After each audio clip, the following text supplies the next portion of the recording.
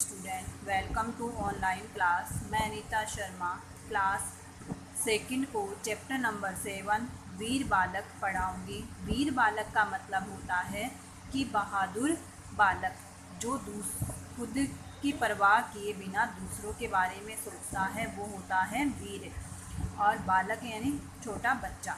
तो इस पाठ में के माध्यम से पाठ का सार है। प्रस्तुत पाठ के माध्यम से यह बताया गया है कि अपनी ज़िंदगी के लिए तो इस संसार में सभी जीते हैं, यानी सब मनुष्य अपने अपने लिए जीते हैं, परंतु जो अपने साथ दूसरों की ज़िंदगी के लिए भी जी जान से जिए वही महान पुरुष होता है। यानी जो खुद के लिए तो जीता ही है, साथ साथ में क्या करता है, दूसरों की ज़िंदगी को भी बचाने की कोशिश करता है, वह मनुष्य क्या होता है, बहुत बड़ा होता है। और ऐसे ही महान कार्यों से मनुष्यों की मनुष्यता सिद्ध होती है।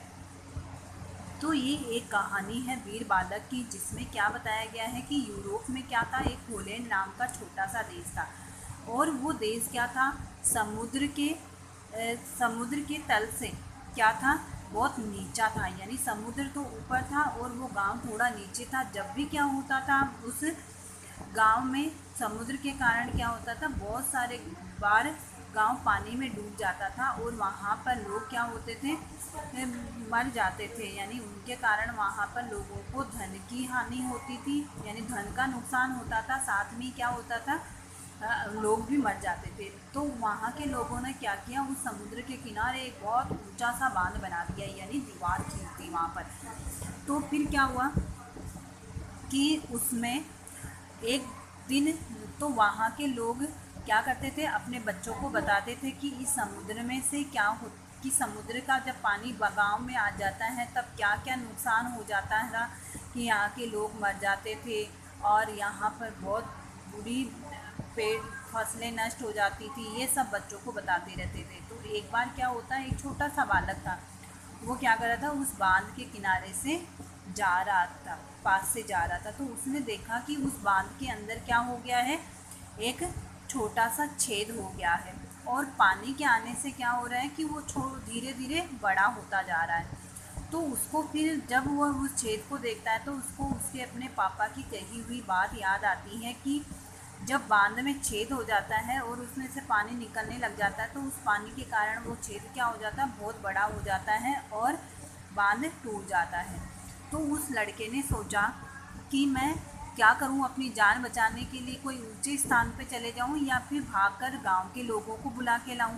तो वो सोचता है कि जब तक मैं, यदि मैं ऊपर चढ़ जाता हूं तो क्या हो जाएगा, गांव के सारे लोग मर जाएंगे, केवल मैं ही बच जाऊंगा। और यदि मैं दूसरों को बुलाने जाऊंगा तो क्या हो जाएगा, ये छेद बहुत बड़ा हो जाएगा और जब तक लोग आएंगे तब तक क्या हो जाएगा, ये बांध टूट जाएगा। तो उसको एक उपाय सूझा और उसने क्या किया, उस बांध के अंदर अपना हाथ डाल दिया।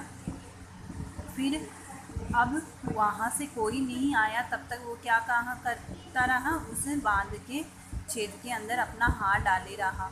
और उस टाइम क्या था, बहुत ज़्यादा ठंड पड़ रही थी, इस कारण वह बच्चा बहुत ही ठंड के मारे ठिठुर रहा था। फिर भी उसने क्या किया, अपना हाथ उस छेद में डाल के रखा। फिर उसके पिता उसके घर पे उसका इंतज़ार कर रहे थे, लेकिन फिर भी वह वहाँ नहीं गया।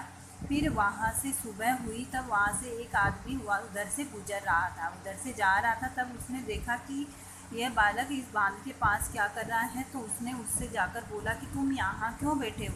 तो उसने कहा कि इस बांध, वो ठंड के मारे ठिठुर रहा था, इसलिए धीमी सी आवाज़ में बोलता है कि इस बांध के अंदर क्या हो गया, छेद हो गया है, इस कारण मैंने उसके अंदर अपना हाथ डाल रखा है। तो वो आदमी क्या करता है कि उस छेद में से उसका हाथ निकालता है और अपना हाथ डाल देता है और फिर ज़ोर ज़ोर से लोगों को पुकारता है मदद करने के लिए। तो वहाँ पर क्या होते, गांव के लोग बहुत सारे इकट्ठे होते हैं और उस बांध को बंद कर देते हैं अच्छे से, और फिर उस लड़के को सम्मान देते हैं, यानी उसको रेस्पेक्ट देते हैं। और फिर उसको क्योंकि उसने क्या किया था, अपने साथ साथ अपने गांव वालों की भी जान की रक्षा करी थी। तो हमें इस चैप्टर से यह समझ में आता है कि हमें अपने साथ साथ दूसरे लोगों की भी जान बचानी चाहिए, केवल अपने बारे में ही नहीं सोचना चाहिए। तो हमें भी हम ऐसा कुछ काम करना चाहिए जिससे दूसरों की, हमारे साथ साथ केवल दूसरों की भी भलाई हो। तो आगे वाले चैप्टर में हम इस चैप्टर को रीड करेंगे। आपका होमवर्क यही है कि आप इस चैप्टर को एक बार रीड करके देखोगे, इस कहानी को पढ़ोगे। जब मैं दोबारा पढ़ाऊँगी तो आपको अच्छे से ये समझ में आ जाएगी। तो तब आपका होमवर्क क्या हुआ, इस चैप्टर को आपको रीड करना है। Thank you.